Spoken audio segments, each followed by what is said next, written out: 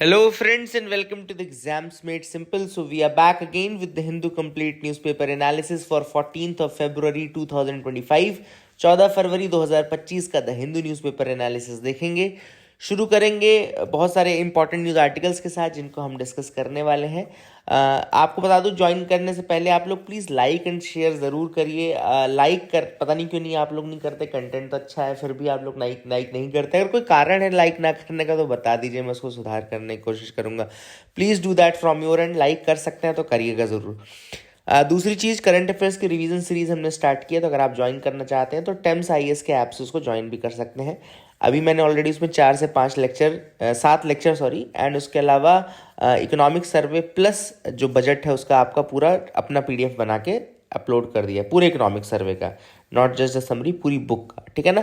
तो आप लोग अगर पढ़ना चाहते हैं, उसके अलावा करंट अफेयर्स पूरा साल भर का रिवाइज होगा ही, तो आप ज्वाइन कर सकते हैं। स्टार्ट करते हैं। सबसे पहले जो फ्रंट पेज की न्यूज़ आर्टिकल है, अब आप देखें इसमें 2 से 3 इंपॉर्टेंट न्यूज़ आर्टिकल हैं जिसमें हम डिस्कस करेंगे। सबसे पहले प्रेसिडेंट रूल को डिस्कस करेंगे, है ना। प्रेसिडेंट रूल मणिपुर में लगाया गया है, तो क्या होता है प्रेसिडेंट रूल, किस तरीके से लागू किया जाता है एंड ऑल, है ना। पहले वो बता दूं आपको कि Manipur is among the states with highest instances of president rule. Manipur एक ऐसा स्टेट है जहां पे बहुत बार प्रेसिडेंट रूल लगाया गया है। इस बार 11वीं बार, this is the 11th time president rule has been imposed. याद रखेगा 11th टाइम है जबकि प्रेसिडेंट रूल मणिपुर में लगाया गया है। The first was 66 days in 1967, 1967 में पहली बार लगाया गया था। लॉन्गेस्ट अभी तक का 1969 से 1972 तक है, जब 2 साल 157 दिन, है ना, 2 years and 157 days तक लगाया गया था। ठीक है, तो that is the thing which is important. I hope you will remember that. And Rishang Kishing of the Congress became the first CM to complete the full term. Manipur में पहला जो चीफ मिनिस्टर जिन्होंने पूरा टर्म किया था वो थे Rishang kissing. ठीक है, तो that is the thing which is important. I hope you got clarity. अब देखो यहाँ पे इंपॉर्टेंट हम थोड़ा सा आपको बता देते हैं कि क्या क्या इंपॉर्टेंट बेसिकली फैक्ट्स हैं जो कि इंपॉर्टेंट है from exam point of view, और वो सारे मैं आपको बताता हूँ। Let me open the notes as well. हाँ, तो नोट्स में सबसे पहले प्रेसिडेंट रूल मणिपुर में प्रेसिडेंट रूल लगाया गया। वहाँ पे सीएम जो थे, है ना, सीएम जो थे वो कौन थे आपके, जस्ट वेट अ सेकंड, क्या है ये, ओके, सीएम थे एन बीरेन सिंह। उन्होंने रिजाइन कर दिया था, आप सबको पता है, ऑनगोइंग एथनिक वायलेंसेस के कारण। एथनिक वायलेंस वहां पे किसके बीच में चल रहा है, तो कुकीजो कम्युनिटी और मीटी कम्युनिटी के बीच में। ठीक है ना, कुकीजो और मीटी कम्युनिटी के बीच में चल रहा है। उसी के चक्कर में एन बीरेन सिंह ने रिजाइन कर दिया था। ठीक है ना। अब आप सबको पता होगा कि जो प्रेसिडेंट रूल है वो कॉन्स्टिट्यूशनल आर्टिकल 356 के अंतर्गत लगाया जाता है। स्टेट इमरजेंसी बोलते हैं आर्टिकल 356। एंड ये क्यों लगाया जाता है, जब कॉन्स्टिट्यूशनल मशीनरी का ब्रेकडाउन होता है, स्टेट में कॉन्स्टिट्यूशनल मशीनरी का ब्रेकडाउन हो जाए। कॉन्स्टिट्यूशनल मशीनरी है, याद रखना। यूपीएससी देखो आपको कंफ्यूज करने के लिए एक स्टेटमेंट दे सकती है कि एडमिनिस्ट्रेटिव मशीनरी के ब्रेकडाउन के कारण भी लगाया जा सकता है। नहीं, एडमिनिस्ट्रेटिव मशीनरी के ब्रेकडाउन या लॉ एंड ऑर्डर के ब्रेकडाउन के कारण नहीं लगाया जाता कभी भी प्रेसिडेंट रूल। ये हमेशा कॉन्स्टिट्यूशनल मशीनरी के ब्रेकडाउन के कारण लगाया जाता है, या फिर जब गवर्नमेंट फेल कर जाए और वहाँ पे कोई ना हो तो फिर प्रेसिडेंट रूल करने लगता है। जो प्रोक्लेमेशन है, it must be approved by parliament with in 2 months। याद रखेगा, प्रोक्लेमेशन ऑफ स्टेट इमरजेंसी को अप्रूव करना पड़ता है पार्लियामेंट के द्वारा विद इन 2 month। एंड इसको आप एक्सटेंड कर सकते हो 6 महीने के लिए। टोटल ये एक्सटेंड हो सकता है for a maximum of 3 years। ये 3 साल के बाद अगर आपको एक्सटेंड करना है तो फिर कंट्री में कहीं पे नेशनल इमरजेंसी अंडर आर्टिकल 352 या फिर आपको फाइनेंशियल इमरजेंसी अंडर आर्टिकल 360 लगी होनी चाहिए, तभी आप 3 साल के बाद एक्सटेंड कर सकते हैं। तो याद रखिएगा 6 महीने में अप्रूवल, 3 साल तक के लिए आप टोटल एक्सटेंड कर सकते हैं। 3 साल के बाद अगर करना है तो नेशनल इमरजेंसी या फाइनेंशियल इमरजेंसी होनी चाहिए, approved by parliament with in 2 month, 2 महीने के अंदर अप्रूव ही होना चाहिए। ठीक है ना। तो I hope you got clarity regarding that as well. ये भी आपको समझ में आ गया होगा। एंड कुकी जोन ने भी इसको वेलकम किया डिसीजन को। ठीक है, तो that is the thing. Second जो टॉपिक न्यूज में था वो था removal of a high court जज, है ना। क्यों न्यूज में था ये, क्योंकि जगदीप धनकर जी ने कहा था कि only parliament has the power to remove the high court जज। मैं आपको दिखा भी देता हूँ ये न्यूज कहाँ से उठाया है, तो let me open that as well. किस तरीके से, okay, so let's open that as well। तो यहाँ पे आपने देख लिया ये एक आप न्यूज़ देखो, आज हम डिस्कस करेंगे इनकम टैक्स बिल के ऊपर, ये भी हम डिस्कस करने वाले हैं। तो एक्चुअली भी पॉलिटी गवर्नेंस वाली पढ़ रहे हैं, तो सारी पॉलिटी एंड गवर्नेंस वाली न्यूज़ आर्टिकल ही हैं। तो इसलिए ये पेजेस हैं, जिससे देखो यहाँ पे लिखा है only only the parliament can constitutionally remove the high court जज, है ना। तो अभी ये सब्जेक्ट वाइज मैंने न्यूज़ बनाना शुरू कर दिया ना। तो जैसे ये पॉलिटी गवर्नेंस में पहली थी, दूसरी है रिमूवल ऑफ हाई कोर्ट जज। तो जगदीश धनखड़ जी ने कहा है कि only parliament has the power to remove a high court जज। यहाँ पे मैं आपको बता देता हूँ कि क्या है बेसिक इम्पीचमेंट प्रोसेस। रिमूवल की जो प्रोसेस है उसको इम्पीचमेंट बोलते हैं। याद रखिएगा, एक जज को अगर रिमूव करना है आप ऑफिस से, तो आप एक मोशन के थ्रू कर सकते हैं, जो कि पार्लियामेंट में अडॉप्ट होता है on the reason of proved misbehaviour and incapacity. याद रखिएगा, आप कब रिमूव करते हो? प्रूवन मिसबिहेवियर एंड इनकेपेसिटी के केस में रिमूव करते हो। एंड कॉन्स्टिट्यूशन हालांकि टर्म इम्पीचमेंट यूज नहीं करता है, कॉन्स्टिट्यूशन में कहीं पे भी इम्पीचमेंट शब्द तरीके से मेंशन नहीं है हाई कोर्ट के जज के रिमूवल के लिए, लेकिन ये टर्म इम्पीचमेंट ही यूज होता है अंडर आर्टिकल 124 जो कि सुप्रीम कोर्ट के रिमूवल के लिए है। एंड जज ऑफ हाई कोर्ट है तो 218 218 आर्टिकल, ठीक है। तो 124 का आर्टिकल है and article 218 for high court, ठीक है। अब कॉन्स्टिट्यूशन ने तो ये बताया कि it can be removed by order of the president, लेकिन जो डिटेल्ड प्रोसीजर है रिमूवल का वो जजेस इंक्वायरी एक्ट 1968 में मेंशन्ड है। कहाँ पे मेंशन्ड है? जजेस इंक्वायरी एक्ट ऑफ 1968 में मेंशन्ड है।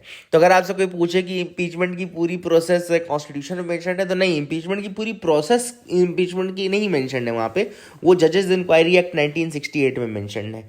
अब याद रखिएगा, आर्टिकल जो मैंने आपको बताया, आर्टिकल 124 का सबसेक्शन 4 एंड 5 जो है वो सुप्रीम कोर्ट से डील करता है, एंड हाई कोर्ट का 218 बता दिया। लेकिन जो प्रोसेस है वो ये है कि एक पहले पार्लियामेंट में पहले एक मोशन जाता है। मोशन को जब अगर लोकसभा से स्टार्ट हो रहा है तो 100 एमपीज के साइन चाहिए, और अगर राज्यसभा का मोशन है तो 50 एमपीज के साइन चाहिए। एक बार ये मोशन एक्सेप्ट हुआ तो उसके बाद 3 member committee, inquiry committee speaker बनाता है। 3 मेंबर इंक्वायरी कमेटी में सुप्रीम कोर्ट के जज, chief justice of high court and eminent jurist रहते हैं, ठीक है ना। सुप्रीम कोर्ट के जज, chief justice of high court and eminent jurist, ये 3 मेंबर का पैनल बनाया जाता है। अगर गिल्टी हो गए तो फिर दोनों हाउसेज में रेजोल्यूशन पास होना पड़ता है ना। गिल्टी होने के बाद भी जरूरी है कि रेजोल्यूशन पास हो। रेजोल्यूशन कैसे पास होता है? 2/3 मेजोरिटी होता है, स्पेशल मेजोरिटी लगती है, 2/3 मेजोरिटी लगती है। एंड द प्रेसिडेंट, फिर उसके बाद अगर ये मोशन दोनों हाउसेज में पास हो जाता है तो फिर प्रेसिडेंट रिमूव कर देता है। इंडिया में आज तक कोई जज इम्पीच नहीं हुआ है, so that is again a thing which is important. अब एक टॉपिक और था बेल का, बेल भी आया था, मैं आपको दिखा देता हूँ if I can show you, ठीक है। Let me show you that as well. I think supreme court ने बेल का कुछ किया था न्यूज़ में, okay. So you will find it there, आप जब देखोगे तो आपको समझ में आ जाएगा।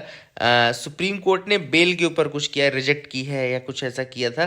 तो अब उस पूरे न्यूज़ आर्टिकल में अब केवल इंपॉर्टेंट पार्ट था बेल। बेल क्या होता है, बेलेबल ऑफेंस क्या होता है, नॉन बेलेबल ऑफेंस क्या होता है, ये सारी चीज़ देखो यहाँ पे लिखा है। Supreme court cancels the bail given to accused in case being investigated by ED.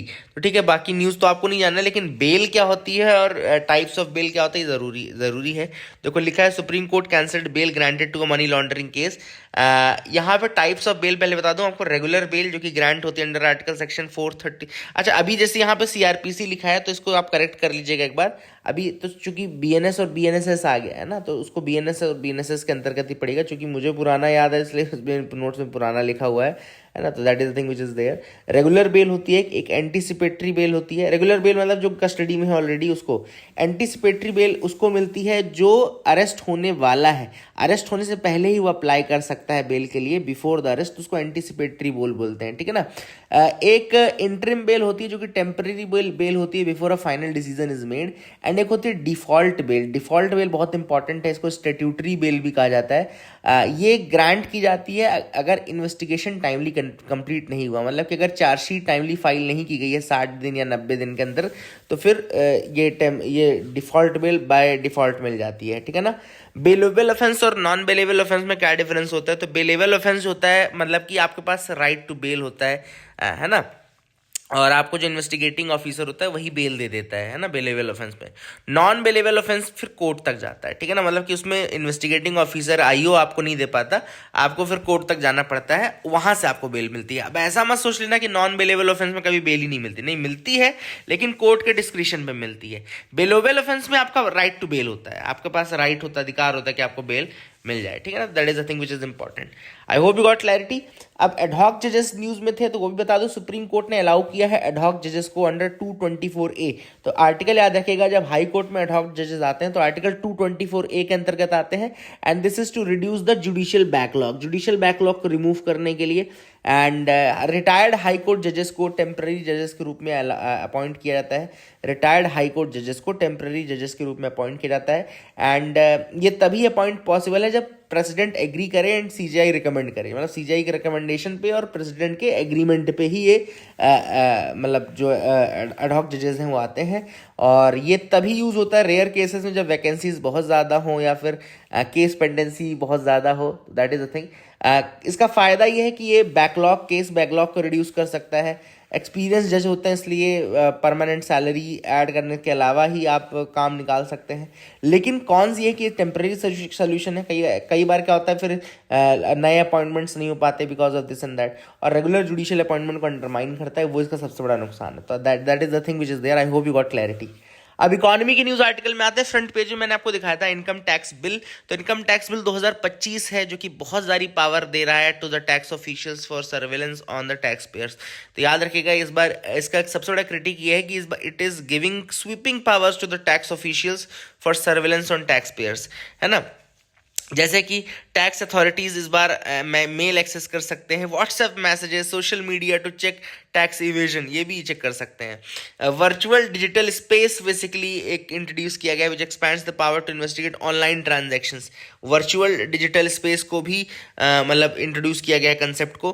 Criticism ये है कि it can violate right to privacy and all. अब ऑब्वियसली बात है, मैसेजेस और ये सारी चीज़ें देखेंगे तो राइट टू प्राइवेसी तो भंग होगा ही। यहाँ पे मैं आपको दिखा देता हूँ ये न्यूज़ आर्टिकल जो थी यहाँ पे। So see, you can see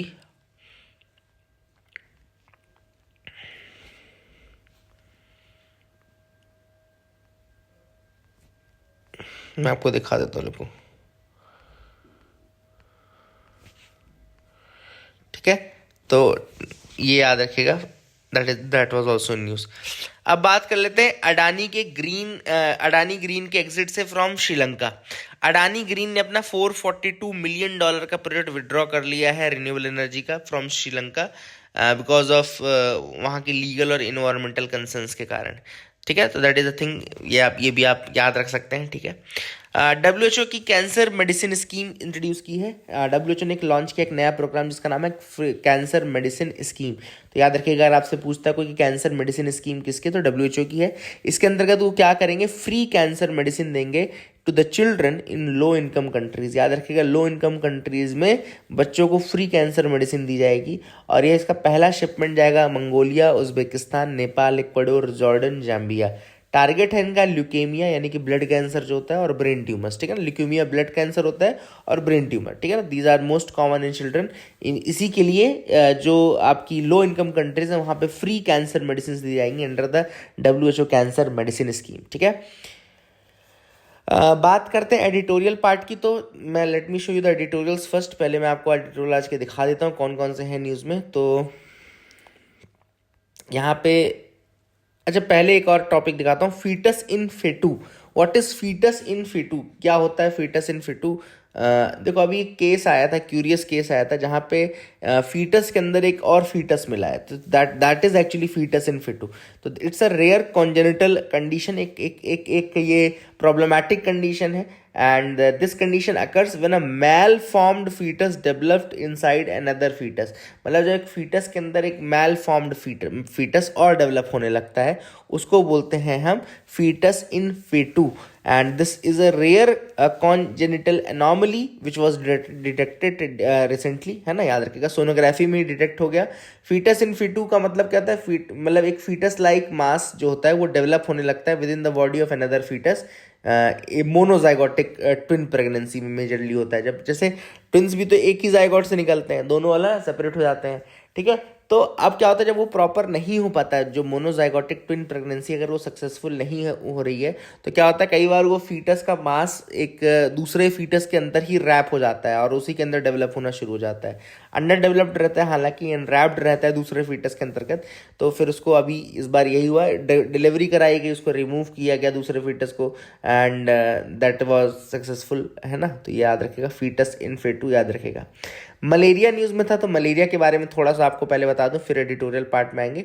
malaria आप सबको पता है कि एक पैरासाइट से फैलती है ना। कई बार यूपीएससी आपको कंफ्यूज करने के लिए बोलेगा कि भैया ये उससे फैलती है, बैक्टीरिया से फैलती है नॉल, नहीं, पैरासाइट से होती है, प्लाज्मोडियम फैल्सीपेरम बोलते हैं इसको, एंड ट्रांसमिट होती है एक वेक्टर से जिसको हम बोलते हैं फीमेल एनाफिलीज मॉस्किटो, ठीक है। तो फीमेल एनाफिलीज मॉस्किटो से होता है। प्लाज्मोडियम के अलग अलग टाइप हैं जो कि ह्यूमंस को इन्फेक्ट करते हैं। एक तो होता है फैल्सीपेरम जो कि सीवियर है अफ्रीका में, वाइवैक्स है जो कि कॉमन है इंडिया में। वाइवैक्स प्लाज्मोडियम वाइवैक्स माइल्डर है लेकिन इंडिया में ज़्यादा वो है।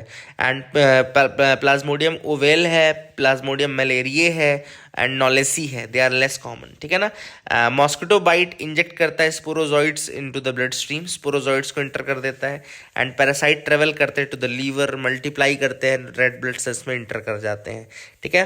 एंड पैरासाइट्स फिर वो रप्चर करते हैं आरबीसी को, जिससे फीवर होता है, शेल्स होते हैं, कांपने लगती बॉडी, है ना, दर्द भी होने लगता है। तो that is the thing which is important. I hope you got clarity regarding that as well, ठीक है। अब करंट मलेरिया वैक्सीन के बारे में, तो एक RTS वैक्सीन लिखी है, मॉस्कीरिक्स जिसको कहते हैं, मॉस्कीरिक्स, एंड WHO अप्रूव्ड है। टारगेट करता है लिवर स्टेज पैरासाइट्स को, 30% इफेक्टिव ही है ना, आफ्टर 4 डोज ऑफ चिल्ड्रन। दूसरा है R21 मैट्रिक्स M वैक्सीन। तो R21 मैट्रिक्स M वैक्सीन जो है ये लगभग 77% एफिकेसी दिखाई है इसने, which is very very high, ठीक है ना। And it uses a stronger immune booster, एक स्ट्रॉन्गर इम्यून बूस्टर यूज करता है। और एक PFSPZ होल पैरासाइट वैक्सीन है जो कि वीकेंड प्लाज्मोडियम स्पोरोजॉइड्स को यूज करते हैं टू इंड्यूस इम्यूनिटी। जैसे आपका पोलियो वैक्सीन होती है ना, वैसा काम कर रहा है कि एक थोड़ा सा weak form of Plasmodium sporozoites का यूज करके इम्यूनिटी डेवलप करने की कोशिश की जाती है, PFSPZ होल पैरासाइट वैक्सीन। तो ये भी न्यूज़ आपको मैंने बता दी। एडिटोरियल पार्ट में जो मैं बता रहा था कि आपको 2 एडिटोरियल मेन जानने, लिखा है the problematic globalisation of medical education, and दूसरा एडिटोरियल है चाइनाज डैम प्रोजेक्ट, ठीक है ना। तो उनके बारे में बता देता हूँ। तो पहला देखो, problematic globalisation of medical education, ये है बेसिकली जो मेडिकल एजुकेशन की डिमांड शुरू हुई है।